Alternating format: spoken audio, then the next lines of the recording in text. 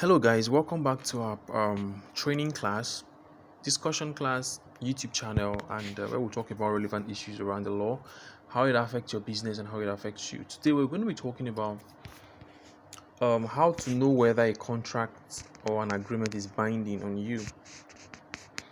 People just get themselves into some sort of arrangement, I'll call it, and without properly understanding the bindingness of that arrangement. Sometimes you invest lots of monies into a particular project and without creating any binding relationship, such that if the person you gave the money to refuses to pay you back, you won't be able to pursue the person or take steps to recover the money. So now we're going to be talking about what to put into an agreement or an arrangement to make it binding, or how to even know whether the one you have currently is binding. Number one thing we'll talk about is to let you know that there are elements of a binding agreement, a binding contract.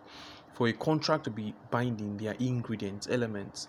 For you to say you have prepared stew, for example, there are some things that must be there. You can't put water in the fire and cover it up and then open it in the next 30 minutes and then stew appears. No, there must be some things in there to make it stew at the end of 30 minutes. So there must be some things in an arrangement or in a contract for it to be binding on both parties.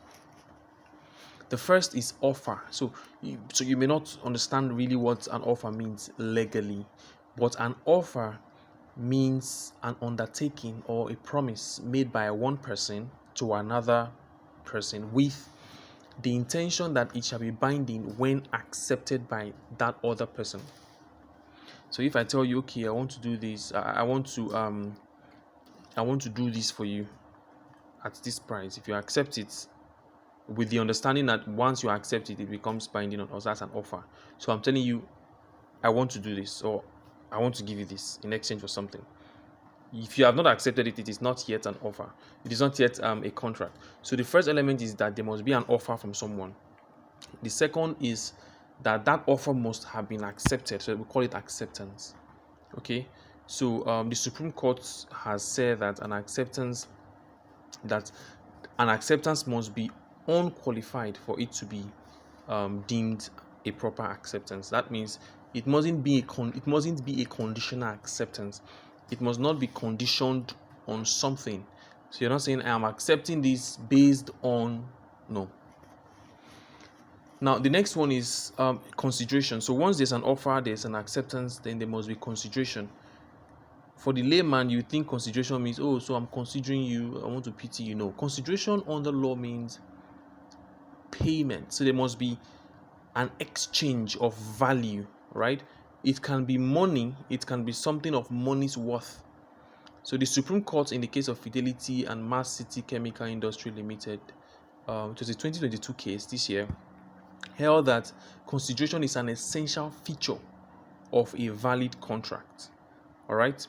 So for there to be a binding relationship, there must be consideration, something exchange, payment, sort of.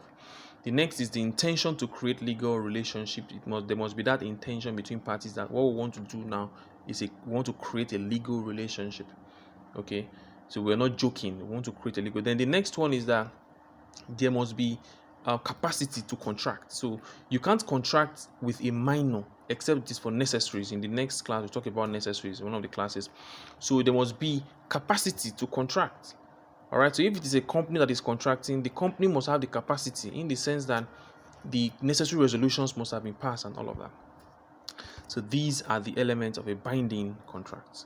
If this has been helpful, subscribe, like, comment, and please share so that we can continue to feed you with this. Thank you for your time.